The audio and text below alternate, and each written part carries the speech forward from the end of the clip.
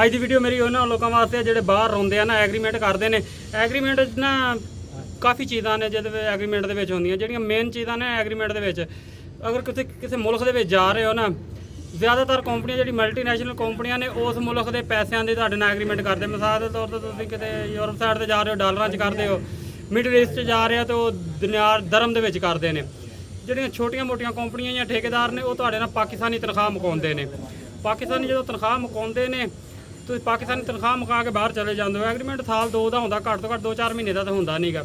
ਜਦੋਂ ਤੁਸੀਂ ਬਾਹਰ ਜਾਂਦੇ ਹੋ ਨਾ, ਬਾਹਰ ਜਾ ਕੇ ਤੁਹਾਡਾ ਐਗਰੀਮੈਂਟ ਹੁੰਦਾ ਮਿਸਾਲ ਦੇ ਤੌਰ ਤੇ ਪਾਕਿਸਤਾਨੀ ਤਨਖਾਹ ਦੇ ਵਿੱਚ। ਜਦੋਂ ਤੁਸੀਂ ਉਹਦੇ ਖਰਚਾ ਲੈਂਦੇ ਹੋ ਨਾ, ਖਰਚਾ ਉਹ ਤੁਹਾਨੂੰ ਦਿੰਦੇ ਡਾਲਰਾਂ ਦੇ ਵਿੱਚ। ਹੁਣ ਤੁਸੀਂ ਸਾਲ ਵਾਸਤੇ ਗਏ ਹੋ, ਮਿਸਾਲ ਦੇ ਤੌਰ ਤੇ ਮੇਰੇ ਉਹਦੇ ਡਾਲਰ, ਜਦੋਂ ਮੈਂ ਪਾਕਿਸਤਾਨੀ ਤਨਖਾਹ ਦਾ ਐਗਰੀਮੈਂਟ ਕੀਤਾ ਤਾਂ ਡਾਲਰ ਉੱਥੇ 280 ਰੁਪਏ ਸੀ ਜਾਂ 70 ਰੁਪਏ ਸੀ। ਜਦੋਂ ਸਾਲ ਮੈਂ ਜਾ ਕੇ ਬਾਹਰ ਲਾਉਣਾ, ਪਾਕਿਸਤਾਨ ਦੇ ਵਿੱਚ ਮਹਿੰਗਾਈ ਤਾਂ ਨਹੀਂ ਚੜ੍ਹਦੀ ਆ। ਡਾਲਰ 270 ਤੋਂ 290-85 ਤੇ ਚਲਾ ਗਿਆ।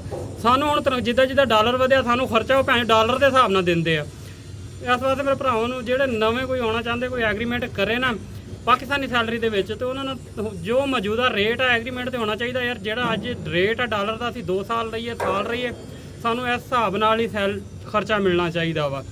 ਅਕਸਰ ਕੀ ਕਰਦੇ ਕਿ ਡਾਲਰ ਭੈਣ 270 ਰੁਪਏ ਹੁੰਦਾ, ਪਾਕਿਸਤਾਨੀ ਤਨਖਾਹ ਮੁਕਾ ਲੈਂਦੇ, ਸਾਲ ਦੇ ਵਿੱਚ ਡਾਲਰ 10-20 ਰੁਪਏ ਚੜ੍ਹ ਜਾਂਦਾ। ਜਿੰਨਾ 10-20 ਰੁਪਏ ਚੜ੍ਹਨਾ, ਤੁਹਾਡੀ ਤਨਖਾਹ ਤਾਂ ਉਹੀ ਰਹੀ, ਖਰਚਾ ਤੁਹਾਨੂੰ ਡਾਲਰਾਂ 'ਚ ਦੇਣਾ ਸ਼ੁਰੂ ਕਰ ਦਿੰਦੇ ਆ।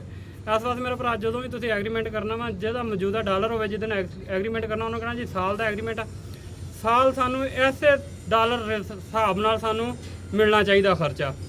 ਇਹਦੇ ਨਾਲ ਇਹ ਹੁੰਦਾ ਕਿ ਤੁਹਾਡਾ ਆਮ ਬੰਦਾ, ਜਿੰਨਾ ਫੈਮਲੀਦਾਰ ਬੰਦਾ ਨਾ, ਜਿੰਨਾ ਬਾਹਰ ਖਰਚਾ ਕਰਦਾ ਵਾ, ਉਹਨਾਂ ਉਹ ਡਾਲਰ ਚੜ੍ਹ ਜਾਂਦਾ ਵਾ। ਇਸ ਵਾਸਤੇ ਮੇਰਾ ਭਰਾ, ਜਦੋਂ ਤੁਸੀਂ ਐਗਰੀਮੈਂਟ ਕਰੋ ਪਾਕਿਸਤਾਨੀ ਰੁਪਈਆਂ ਦੇ ਵਿੱਚ, ਡਾਲਰ ਉੱਤੇ ਲਿਖੋਗੇ ਜੀ ਜੋ ਅੱਜ ਮੌਜੂਦਾ ਰੇਟ ਆ, ਸਾਨੂੰ ਉਸ ਹਿਸਾਬ ਨਾਲ ਹੀ ਸਾਲ 2 ਖਰਚਾ ਲੱਭਣਾ।